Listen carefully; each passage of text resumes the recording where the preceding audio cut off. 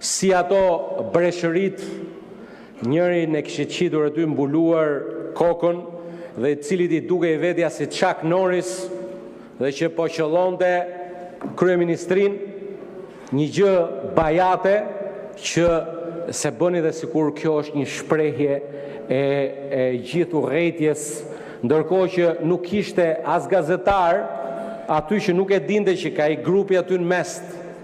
Ishin ca fytyrë mbuluar, lapanjoz, të cilët kishin marrë urdhrat